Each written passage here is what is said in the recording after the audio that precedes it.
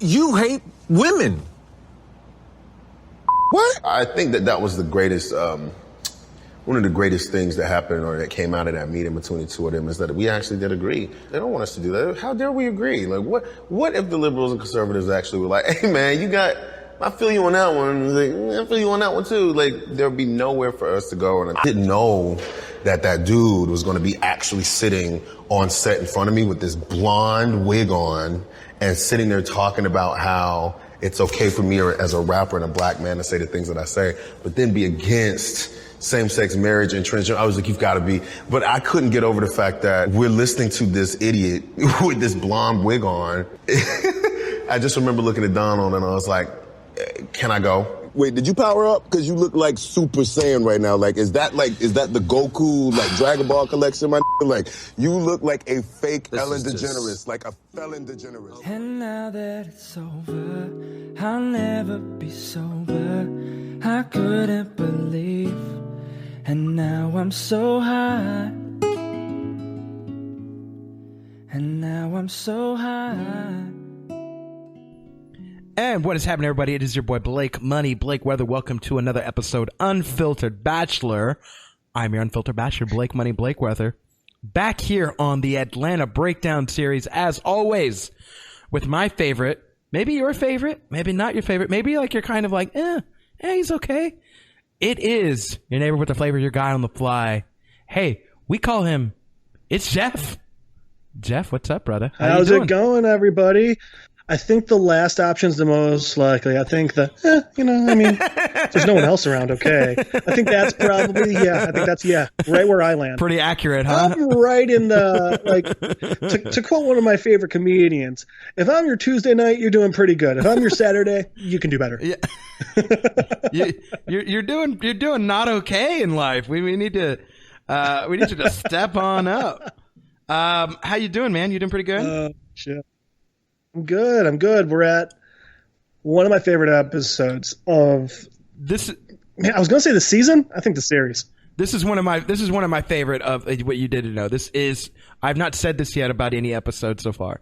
This is one of my favorite, like top 3, top 2 of this season. Yeah, this is definitely top 3. If this isn't 1, it's 2. Yeah.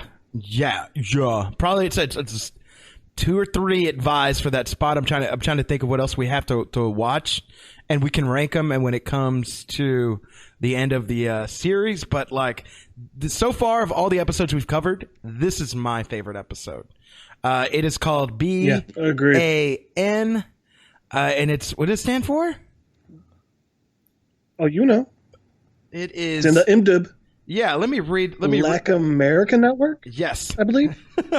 B.A.N. stands for Black American Network. It's basically a BET is what it is.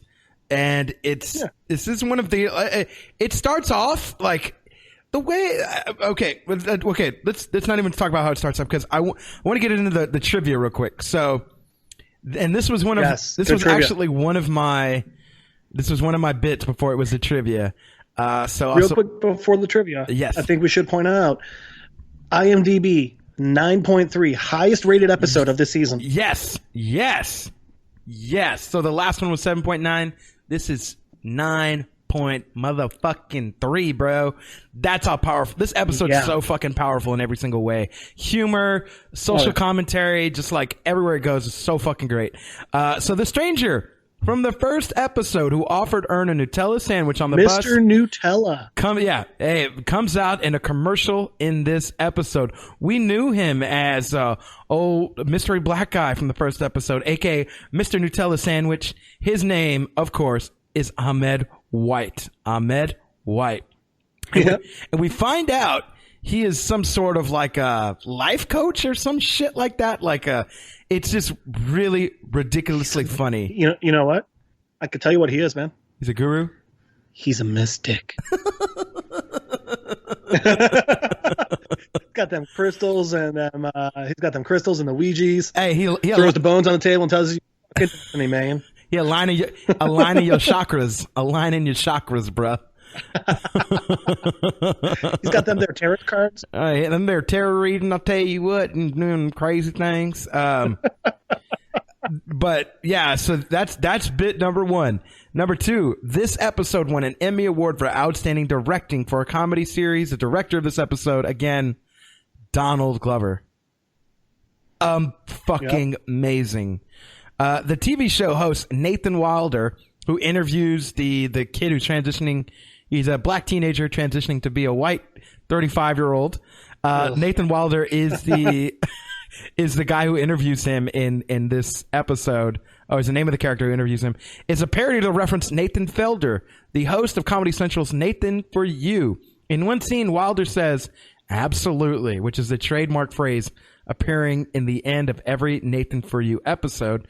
And of course, like we said, B.A.N stands for Black American Network. I had my 3 point outs for this episode. They kind of one of them kind of tied in with The Stranger. I'm down to 2. I'll let you start off since you probably got a fresh 3 before we kick off talking about this episode. All right, so my 3. Before we do my 3, we're going to throw in the bit of trivia that I'd say that we found. If you're watching this, look up a picture of Stephen Glover, Donald Glover's brother. We think that he is in one of the made-up commercials of this episode, the one for Swishers. All right, so my 3 things.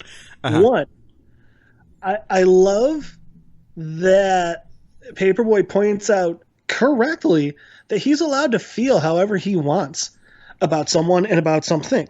And I like that the whole argument starts with, like, they're getting mad because he said he wouldn't hook up with Caitlyn Jenner, which, I mean, it's like one of the most ridiculous parts because I realize it's one of those things where when people are like, well, I just don't like gay people because, I mean, like, I think that every gay guy is just going to want to have sex with me. And it's like, that not everyone's attracted to everyone at all times, right?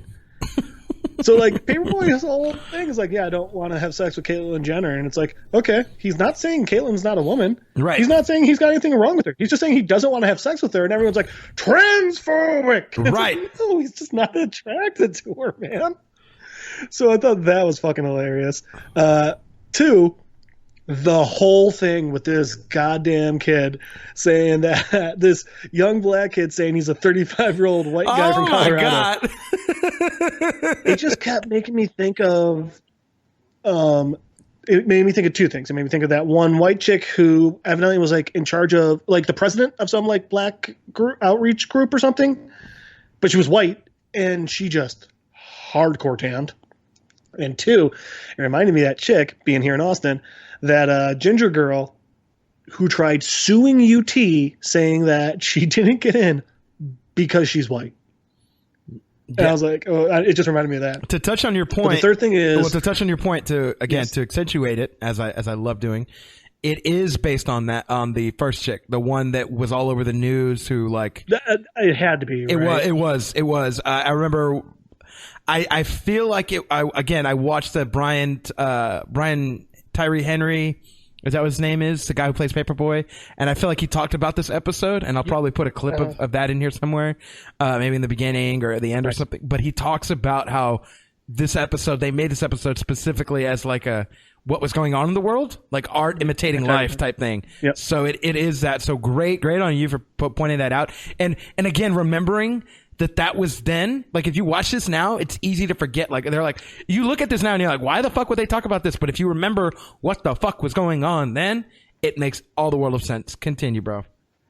Oh, absolutely. And then the last thing is just how much I love the fucking commercials in this. They're all great. They all made me laugh so hard and think different things. I mean, the Charger one is making fun of all the stupid car commercials. The Arizona iced tea one, I was absolutely like, wait, what the fuck? It's 99 cents, man. Like, yeah, why is it ringing up as 149? But then the last one was, I was watching, I was like, dude, I don't think I've drank Mickey's since like my sophomore year of college. Jesus. The Mickey's beer commercial, malt liquor commercial, fucking hilarious. The Mickey's champagne. Mm-hmm. It was just beer. No, it was just beer. They were pouring it like champagne, though. It was the champagne flute, and they were treating it like champagne and shit. Also, one last thing that I literally just learned, because when you were bringing up Brian Tyree Henry, I just looked him up real quick on IMDb, just to make sure we got the name right. All right, so you remember a couple episodes back, I was mentioning how, just like a fun fact, that, Miles Morales, that Spider-Man, happened because they wanted Donald Glover to be Spider-Man, and then how later on Donald Glover played his uncle in the Spider-Man Homecoming movie. Right. Well, in Spider-Man Into the Spider-Verse, Brian Tyree Henry voices Miles Morales' uncle. Holy shit. They both played Miles Morales' uncle. Yeah, how cool is that? That's crazy. That's cool. Just random bit I literally just figured out. So yeah. That's a cool bit of trivia where it has to connect all the outside universe. My three, I did lose one. I did have a backup one just in case. So which was the one that you lost? Because I'm curious about that as well. I lost the Ahmad White, the Nutella sandwich guy. Yeah. So in the last episode, we talked about a kid wearing whiteface. And in this episode, we have was that foreshadowing what was to come? Because we have a guy actually becoming white, like in the transition to becoming white in this episode, right? Like it doesn't make sense if you stop on that episode, but if you continue this, like, was that foreshadowing? Question mark. That's a very good question. Isn't that great? Like, I didn't think about this until today. I was just like, I never would have thought of that. Yeah. Oh, okay. Then we also have, is that Tavis Smiley? Are they making fun of Tavis Smiley? Like, it literally. I think they are. Yeah, I think that's it literally reminds me of Tavis Smiley. Like, even with the intro music and the around the table type feel, and it's the dark background. Like, if you've ever watched a Tavis Smiley on PBS interview, when he interviews any fucking buddy, he has this. Hey, how you doing? Like, I'm not saying that it's his announcer voice. It's like, now coming to the. It's and proper. Now let's get a word from Blake. Blake, how was your weekend? It's not how people talk. Know. It sounds so fake. It sounds so proper. It sounds like he's trying to be like just on like an on TV personality, and it does not sound natural. It makes me think of like those old school radio broadcasts. Yes, I don't and like. And coming up about now, we've got Whitey Willerson, and up he hit a line drive up right to the shortstop. That's too bad for Whitey. Like, right. Like the old extra. Read all Today about in him. News. Right, yeah. Those types of, I ain't got time for all that shit, man. I don't like it, but I feel like there's a play on. It's a play on Tavis Smiley, the whole Montague thing, and then also the one of the commercials. The Cocoa Crunch or whatever the fuck it is, a Coconut Crunch. Holy shit. The commercial is playing in the previous episode, so a lot of foreshadowing. The commercial is playing in the previous episode when Van calls Alfred, aka Paperboy. Al. It's the exact same, like, just listen, go back, pause this, go back to play that piece. It is the exact same goddamn fucking commercial, bro. So those are just my that was my three commercial takeaways. too. Which I think it's also important to point out with that commercial. Remember, this episode came out pretty much around the time when it was every other week there was a police officer that's just Stephen beating Glover. a black guy. Oh, that's Stephen Glover, by the way. Yeah, that is him. the one he was wearing the gray with the gold chain, right? Yep, that's him. Stephen Glover's in this episode. I can confirm it. It looked so much like Donald Glover that I just typed in Stephen Glover in Google and I was like, that was him. That's him. Hey, that's him. Well, what were you saying? I'm sorry. I interrupted you. Oh, no, I was just saying, I think it's important to remember that. So while like you can be like, oh, that's a funny commentary on, police issues with the black community, especially in America, blah, blah, blah. Also remember, this episode came out right around the time when the Black Lives Matter movement was getting started. And it's also important to remember the Black Lives Movement got its start because in like a 3-month span, there wasn't a week that went by when we didn't hear of a black man dying in police custody or at the very least being beaten worse than that fucking Wolf was. Right. So also remember, like, I think it was really, really, I don't know if I want to say brave, but like, responsible of them to put something like that on the air at that time, Mm-hmm. Yeah. This whole episode is all just littered with different pieces of social commentary. And one of the ones that sticks out to me, and this is, I think, my favorite part of this, is the fact that they play up. It's to touch your point. They play up this kid who's who's first of all confused as fuck, and Paperboy again is the voice of the audience. This kid, first of all, he's convinced he is a 35, not just a white guy, but he is a 35-year-old white guy, but he's actually just a black teenager. And the mom is like, he don't work, he don't got no job. Like, what in the fuck are you guys talking about? So, like, what the fuck are you talking about? And that's the big part of it. Yes. So the big part of it is not so much that this kid feels like he's this 35-year-old white guy. Okay, that's weird. That's really weird. But that he's so delusional because he's like, oh yeah, I've got a job. You know, I work at Coca-Cola right now. And then later on, he says he works at Coca-Cola and he works at the mall. The mall? And I was like, he doesn't work anywhere. He goes to school. And I think that's the part that's especially where it's like, stop. Like the kid. It's not that the kid feels he's a certain way. Like he's a pathological liar at best, and at worst, he's delusional and actually thinks he works in these places. The funniest like, part. This kid might have actual mental issues, and you're all just like, oh no, it's okay because we're being transcendental. But this pays into like all of these little things that we're talking about, play into the larger part of what I want to get to. They did this for a reason, and it's going to be a bit controversial, even the fuck I say it, even how the fuck I say it. But it is the I think the question marks that come up. But like two of my funniest lines come from that fucking kid when he's like, yeah, I'm just, when he's in the mirror and he's like, yeah, what kind of IPA do you have on tap? And then the other one was, by the way, I hate IPAs too. I'm half white and I hate IPAs. The other line was, hey, did you watch Game of Thrones last night? Uh-huh. Oh, man. He's like, yeah. The funniest line he said. The best line he has is, which one? When you see a black guy pulled over by the police, and all of a sudden you just hear, "Yeah, that's definitely him. He doesn't belong here. I don't. I've never seen him before. He does. I don't think he lives around here." And the black guy talking to the police goes, "I called them," which is like at a takeaway, so funny. No, the other one. But also, like, white people do that. They do that.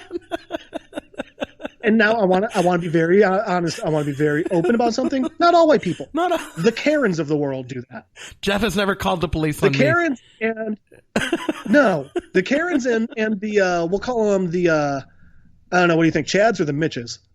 The Karens and the Chads or the Karens and the Mitches? I was gonna say Richard. Karens and Richards. The Karens and the Richards. The Karens and the Dicks. Yes, are the ones exactly. who will just walk up to a random police and be like, "Yeah, this gentleman, he's clearly guilty. I know he's guilty. I live in the area and I don't recognize him." And it's like, you have nothing to do with this. What the fuck do you think you're doing? Yeah, we've never seen you. Who the fuck are you, guy? It's the Karens and the Dicks. It's not necessarily just the white people, but let's be honest. The Karens and the Dicks tend to be white. Right. The other line that gets me is when he goes, he says something like, he's like, people walk up to me and they're like, hey man, we got to look out for us, we're one of us, and he's like, but the thing is, they don't get it. I'm not one of us. I'm a 35-year-old white man. And I'm like, God damn. I thought what he said was, it's good to, he goes, black people walk up to me on the street and they nod and they smile at me as if to say, it's good to see one of us. And it's like, who says it's good to see one of us, man? They're just nodding because they're being polite. Right. It has nothing to do. He has taken this so far. So to touch on the bigger aspect, like these are just the microscopic points of this, but it is the bigger aspect of, he thinks he's white. He thinks he's 35. Then they ask him, so transsexual rights, you're all about that, right? And he goes, no, that's nasty. He's like, a man and a woman is a relationship. Like this, that is like, I don't want nothing to do with that. And they're like, wait, what the fuck are you talking about? Gays to get married. That's gross. Yeah. He's like, it's a man and a woman. That's the way you do this. And it just blows the lid.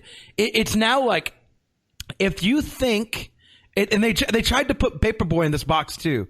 Like, if you think you have a sense of freedom of like speech, and you want, and I think this might be the moral of like moral of the episode. If you think you have freedom of speech, if you think you're standing up for something to the media because you're standing up for one thing, you must stand for all the things.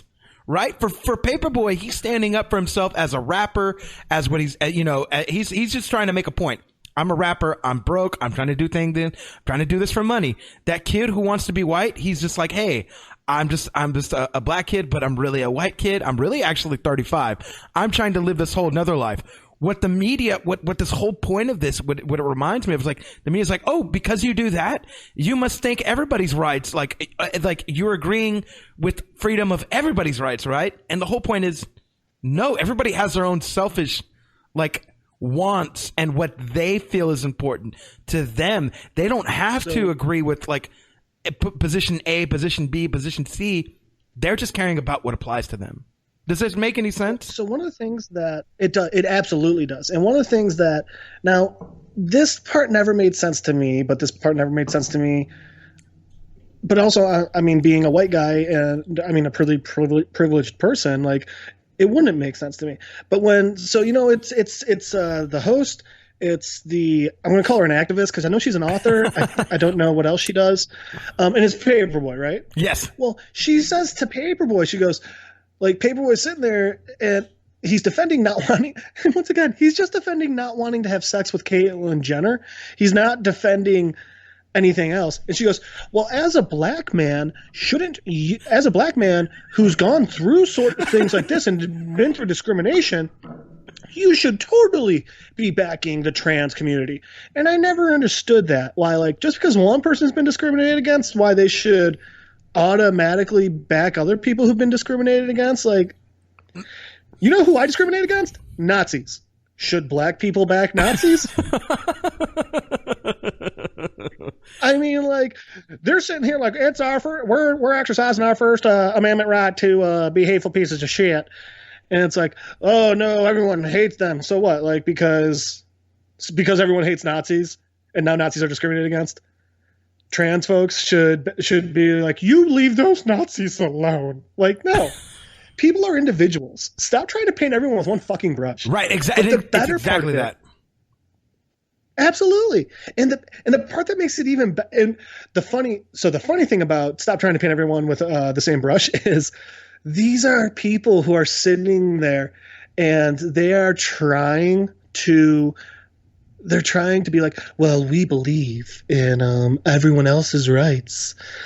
And, you know, we're really concerned with black rights and trans rights, even though I'm a cis white male and I've never had a gay thought in my life. And I've never been outside the majority, but I back every minority's points. These are people who they're doing it for. That's the word I was looking for. They're being social justice warriors. Yes, as SJWs. They're not backing these things. Exactly. They're not backing these things because they believe them. They're backing them because it's what, you know, a good person should do and blah, blah, blah. Which, like, yes, you should do what a good person should do, but you should believe in what you're doing too. You shouldn't just be sitting there like, I couldn't give a shit, but you know what? People are going to see me giving a shit and then they're going to think I'm pretty awesome. Right. No, that makes you a piece of shit still. Yeah. And that's what these two are doing. Now, the activist lady, not as much, but the host, 100%. It's so. I mean, when the activist gets on Paperboy's side, the host tries being like, well, you hate the trans community because you don't have a dad. Both Paperboy and the activist go, what? And then he goes, you hate women. And Paperboy goes, what the fuck, man? He's like, dude, what? And then it ends. That's straws. He needs there to be some sort of contention. Yes, and you know, so that he can. He's going for ratings. He's not going for truth. So this exactly. Yes. So this episode, listening to Brian Tyree talk about this, and please go watch the GQ breakdown if you guys have never seen it. He breaks down Brian Tyree Henry. Dude, you gotta send that to me after this because that sounds really interesting. I will, and he does break down this episode in particular because they brought it up, and he's like, we wanted to paint the scene. So there's a few things I want to touch on what he talked about. One of the things was he wanted to paint the scene. He's like, we want to paint the scene like, what if Republicans and Democrats got along, and you had a moderator, And like, Yeah. they didn't fight. Like, what do they have to talk about anymore? Why is there disagreements? What if they did? Right. What if they agreed on a subject point? And clearly, Speaking to that point, do you want to hear something that I just learned literally yesterday? Yes, go ahead. That could not believe. You know why the Republican Party was formed? And do you know who the first Republican president was? Go. The Civil War. The first Republican president was Abraham Lincoln. The party was formed by abolitionists trying to outlaw slavery. Holy fuck. Oh, how far we've come. Oh, how the mighty have fallen. I mean, think about that. Just think about what Lincoln would say if he saw the Republican Party now. Dude, it's so and fucked. I'm once again not trying to paint everyone with the same brush, but a lot of the let's just say I don't think it doesn't feel like the fact that I was surprised that the abolitionist movement formed the Republican Party speaks volumes. Right. I gotcha. It makes. Yeah. I gotcha. Anyway, sorry. And then the other point was when he's making fun of that the black dude wanted to be white and he puts the wig on. DeGeneres. That is actually all improv. All of those. Oh, absolutely. Oh, yeah. All of the jokes are all. He was like, we had been there all day. And then they didn't tell him that there was going to be a kid with a wig on. Like the black dude was going to have a wig on. So once he saw him, he was like, oh, hell no. He's like, I looked at Donald Glover. I was like, for real? That was actually him laughing. Yes. He had never seen him before. So when he's making fun of him. The first one was, are you Goku? Are you going Super Saiyan? That one, I loved Felon DeGeneres. Are you a dying palm tree was my other one. Oh, God. Dude, how about Drake Malfoy? Draco Malfoy? You Drake Malfoy? No, Drake Malfoy. Right, yeah. Dude, but no, you're right. Dying palm tree is the best one. You look like the fifth Beatle, my dude. that they just don't talk about. So that's just kind of like throwaway trivia, but like please watch that GQ thing. I will send it to you after this because there's a few more episodes that are coming up that he actually is going to talk about that we're going to cover, next. Obviously, I think one of them is the one where they go to the club, right? So it'd be cool to kind of learn some background behind that. But the other thing I was going to say, my question to you about the end of the episode where he's wearing that wig and Paperboy's making fun of him. So you remember the doctor was like, "Oh yeah, no, we can make him look whatever race he wants. He's just going to look weird. Yeah, he's just going to look weird."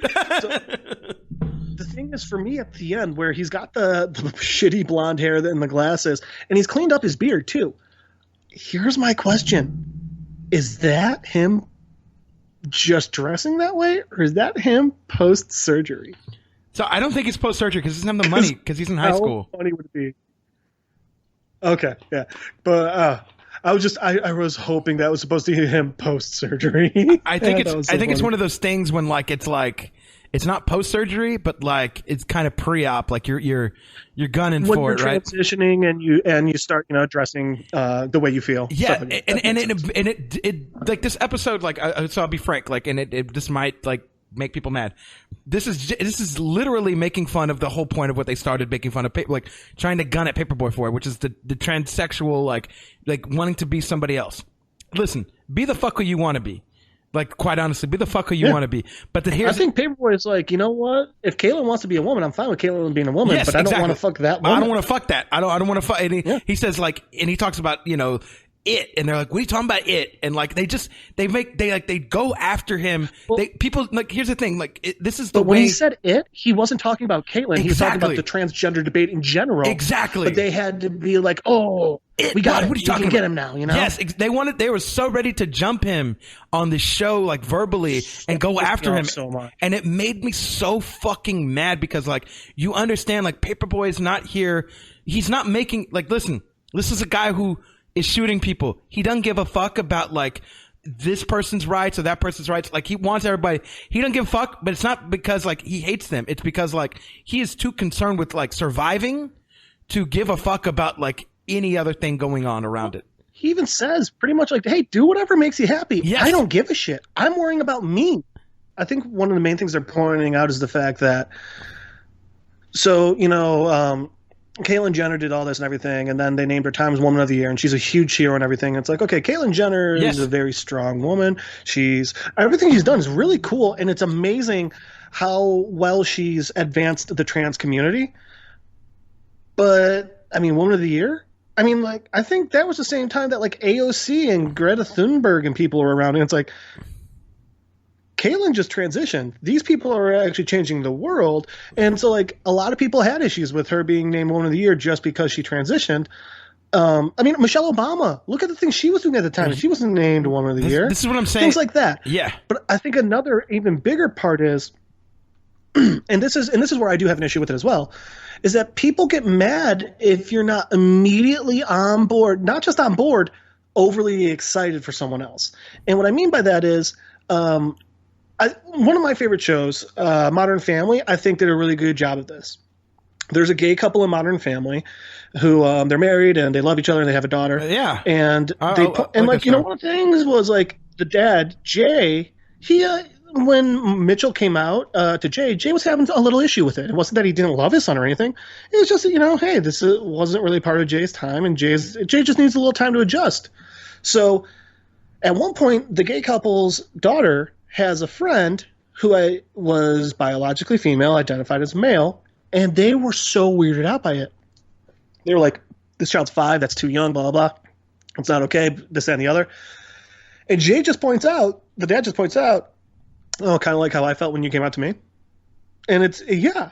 You know, there's nothing wrong with needing time to accept something and get used to something.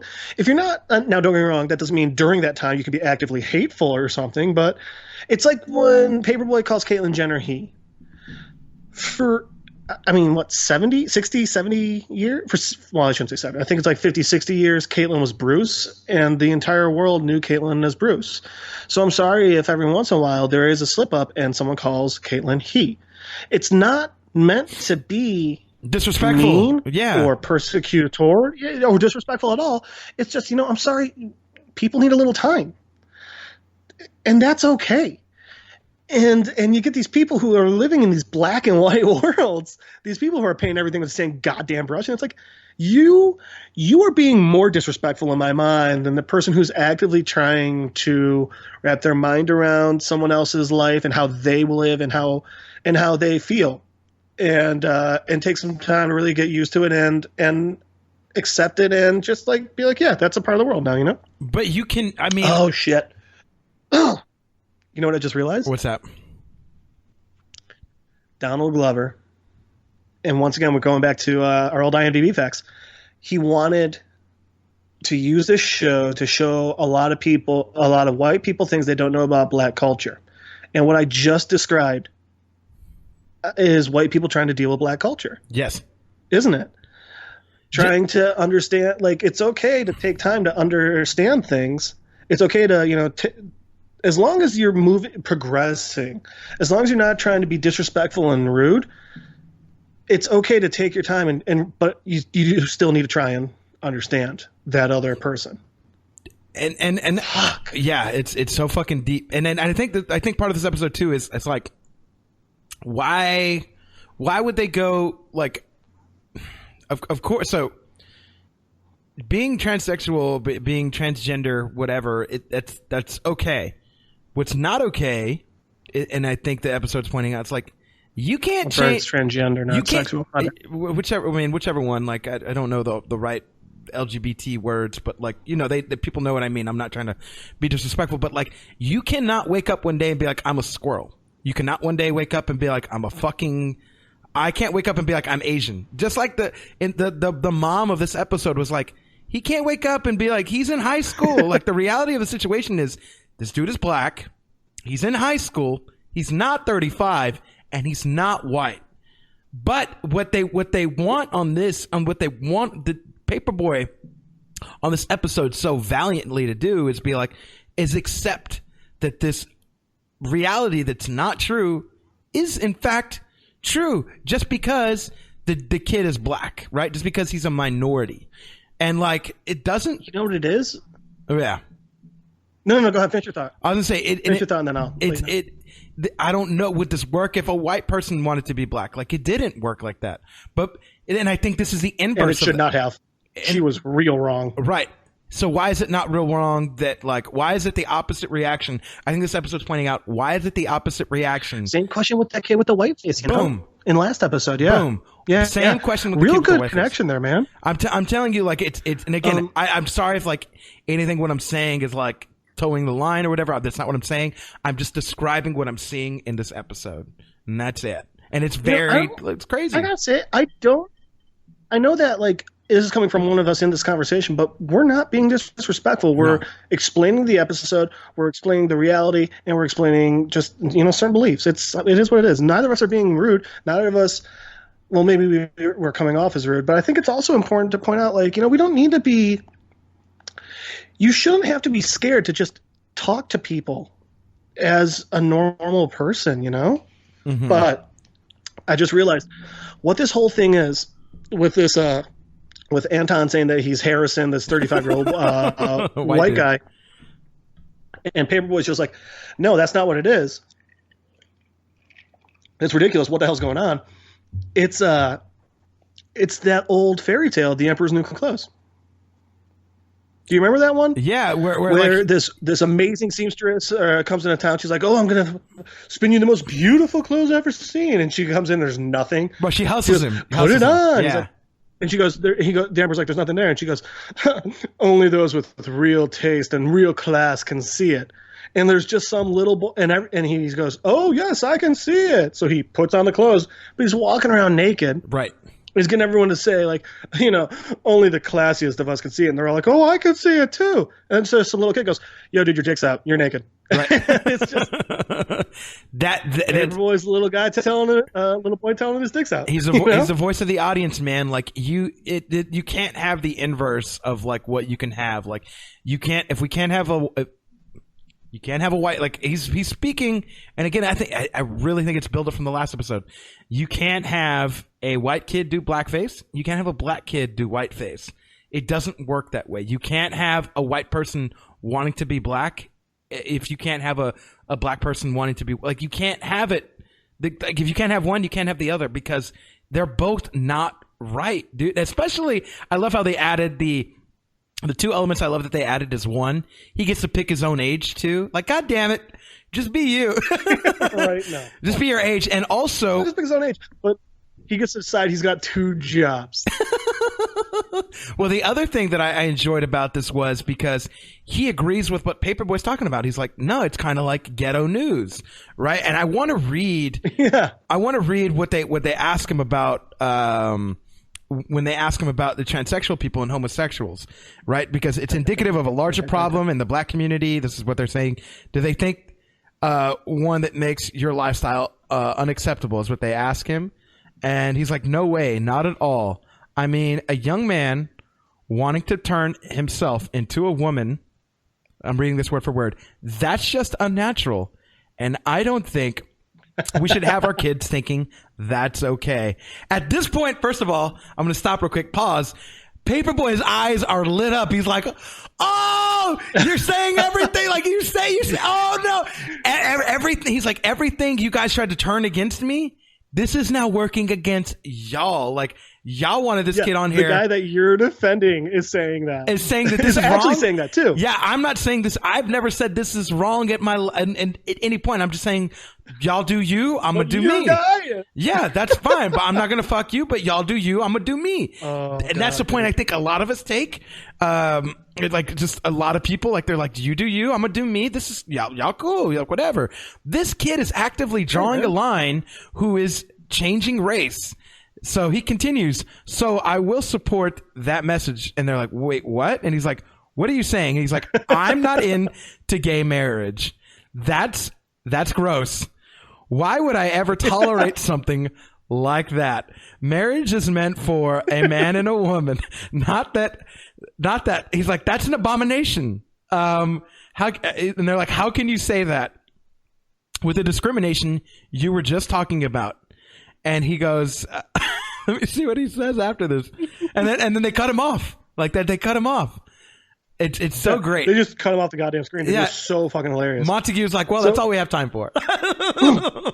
Right. But this, a couple other parts of this. Yeah, I was gonna say none of that. Yeah. Don't quote me. Don't anybody quote me. Like, be like, that's what Blake thinks. I just reading what exactly happened on the screen on Atlanta to make everyone think about situations like this and how crazy the world is. The show. Yeah. Now, the fact that you actually do believe all that is immaterial. Other than that, though. No, so one of the things that I thought was interesting about this is that I also was thinking a lot of cultural appropriation and things like that. And because I've always had an issue with cultural appropriation. And the reason why I've had an issue with it is since I was a kid, I've loved the country of Japan. I think it's amazing. I've studied their mythology and I've studied their history just for fun because I think it's cool. I think it's awesome. I think samurai ninja are dope, and I want to be one day. So whatever. So when you get people, and I think the Cherry Blossom Festival, I would love to be there to see that. I think it'd be so beautiful. And I think these people who get on your case who's like, that's ours. You can't enjoy that. I think that's so ridiculous. Mm-hmm. I thought the same thing with I love Hawaii. Hawaii is my favorite place I've ever been to in my life. I've never felt more happy and at peace. And when Moana came out, I loved it. I thought it was such a great movie. And then that Halloween, you had little girls wanting to dress as Moana and people being like, that's cultural appropriation. It's like, no, it's not. There's a difference between cultural appropriation and celebration. And I think we need to really, really understand that as well, because there's so many people who there's people who love rap and they love the black culture and things like that. And you want to be like, oh, that's cultural appropriation. No, it's not. It's not cultural appropriation to really love another culture or another community. It's celebration. It's exciting. It's good things, you know? Mm-hmm. Yeah, but the other thing that I want to point out in this episode. Oh, yeah, go ahead. No, I was because I'm going on a different tangent here. Totally agree. Keep going. The other thing I want to point out about this episode is this is the first episode that Ern is not in at all. At all. Yes. So two things about that. One, I wonder if the reason Ern was barely in the last episode. He's not in this episode. These are the first two episodes that Donald Glover has directed. I wonder if part of the reason he was in it so little was so he could focus on directing. Or I wonder if they were like, hey, if they had already written these ones and they're like, oh, hey, then you should direct those ones. And that's just a personal, quandary of mine. I think. And the other thing is, I was going to say, my opinion of this, I think they could have included Ern, but they probably could, like, especially the point where Pepper was like, I'm just here to make money. And they're like, nobody's getting paid for this. And he's like, Ern. That was a funny line this entire like somebody could have panned to Ern or you know what I'm saying? Like, but the reality of the situation is if this was like this episode was one of two things, and I mean, I don't mean to cut you off, but it's two things, and twofold in this episode. It is cultural appropriation, and I feel bad for saying that because it's just like when that white lady's like, right, you rap because like you have no parents or like no dad, and he's just like, oh yeah, tell me more about my shit. Like, tell me more about my culture. Like, right. I get that. Like, I get it. I don't mean to call anybody out on like anything, but like, it doesn't mean like people can't come from the same, like similar places and have similar backgrounds. I came from no dad. I came from low income, like all kind of bad fucked up shit that's like has like no money anyways. So I relate a lot to Paperboy's character, but what I'm saying with this is there's twofold of this. They're making fun of the fact that there's one like a BET and it just applies to black people and like all like this like it's just like things that like we assume are like or stereotyped by black people, right? Like the Mickey's fucking, it's really, it's not even about the name brand. It's malt liquor. You got Swisher Sweets. And I love how in the commercial, they cut out the insides because nobody fucking smokes the insides of Swisher Sweets. Anytime you buy Swishers, anytime you see anybody buying Swishers, and so far what we've seen Paperboy even buying for the purpose for, it's you don't smoke them. You're using you're gutting them out. And you're fucking using the papers to roll up a fucking blunt. That's the fuck I didn't know. know you were allowed to smoke the tobacco in a Swisher. I thought it was illegal. And then, by the way, how about during that Swisher commercial? Oh yeah, they showed literal fucking slaves drying out tobacco from back in the day. Bro, that was fucked. Fuck. It was fucked. Now, don't get me wrong. I don't think it's not actual footage of real slaves. I think it's like I think it's like stock footage from like Roots or something. Yeah, that's what I was thinking. But it was like definitely like shit. It's still like what the fuck? I was like, God.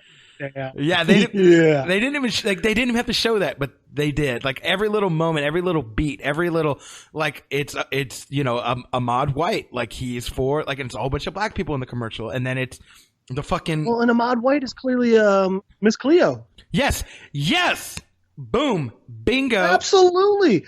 With the weird clouds and shit behind her, it was so Miss Cleo, dude. Hey, I was laughing so hard. Hey Jeff. Do you want to be? I wanted to call the Miss Cleo episode.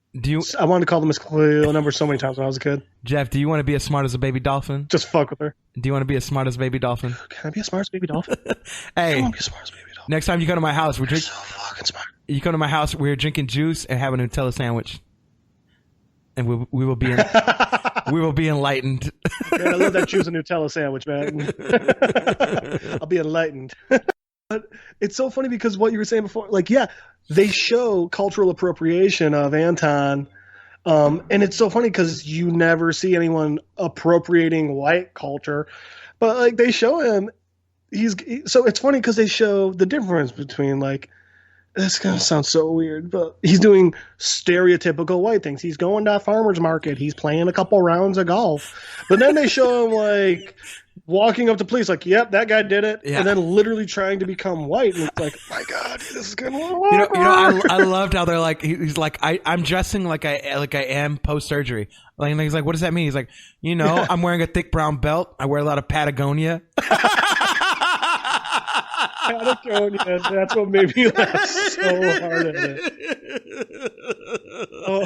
Bro, I'm fucking done, dude. This fucking episode is fucking. It's very cultural, like it's very stereotype, very cultural appropriation, and it is the how far do you push the limit of like what we expect rappers to think, and like what is the whole mindset of like these whole Absolutely. Things we should they need to fit in and yada yada, when really I think the point of this episode is we have no place to tell people what the fuck they need to think. And if you come from a struggle, that doesn't mean you support all the struggles. You might have your own and might not even be aware of like what the hell is going on. And just because like it's just and even the Dodge Charger commercial, like you made fun of it. It's like it's cool to have a car, but what even the cool. Do you think that's supposed to actually be a commercial, or do you think that's just like some random guy driving through town that they're just showing between the show? Well, there's the things that make me think that there's really one thing that makes me think it's you've got to flaunt, you've got to perk up, you got to peacock. And it showed it's a black dude, so it's blatantly for like in black culture, you got to stunt. You know what I mean? You got to stunt, and they talk about this in the series as we see this. Not to give it away, but like you got to stunt, man. Like you have to stunt in Atlanta, in the world, in the universe of Atlanta. You have to stunt, and that's what this dude is doing. He's stunning. The interesting thing, it's not even necessarily just Atlanta. It's anything that you're any business you're trying to get into, any job you're trying to get, especially the ones that are creative and deal with the arts. If you really want to get noticed, you got to make a big fucking splash, or no one's going to take notice, man. Yes, exactly that. And I think that's part of showing, like, you see the first bit, you're like, oh, dude's driving, oh, it's a cool car. They're just showing off cars. But what really cut to the core, Baxter, was the scene nice. Well done. Was the scene where the dude tells the story. He's like, yeah, that dude went through a divorce and he was quiet though. It's a funny anecdote, Found out his wife left him for his brother. They went to court. But they went to court, and he was quiet the whole time. But the only thing he said was, "Leave me my Dodge Charger." And you see it like he's like, and he's been driving here for he's been driving around the neighborhood for 2 weeks. You know what I mean? Like, it's not the commercial's not about you think it's about stunting, you think it's about just showing off, and it is, but it's also about at what cost? At what cost does stunting and show it off? How far are you willing to do this? What's that? What'd you say? Guy literally doesn't even own pants. Exactly. Hey, but he owns a cool car. You know? He owns a cool car. You know what I mean? That is the point of this. That is the point of this is all of these commercials and everything. It's just to show this image of what it's all about. Image, really. It's about image, and it's the entire point of this series is taking the typical things that you'd see as a white person, especially as just I think a middle-aged or 20 or 30-something-year-old white man, and show you what it looks like when you turn it on your head, when you turn it on its head. Boom, boom. Take the black community and lay it in the exact same light, and then watch the people be like, "What the fuck's going on?" And it's why is it so crazy then? Right, exactly. It's literally the exact same thing that you guys have every day. We just all we did was just. But now that it's in the black community, you freak out. Right, we just inversed it. We put a new skin tone on it, and what are we talking about? So, man, we've gotten really deep in this episode, but this episode is really deep. It is a lot of things. There's a reason that it's a really important episode, man. Mm-hmm. There's a reason that it got a 9.3 rating. There's a reason it won a fucking Emmy. It's because it creates conversations like this where we just we could go on for another hour, I'm sure. But dude, we just keep getting lost down random rabbit holes.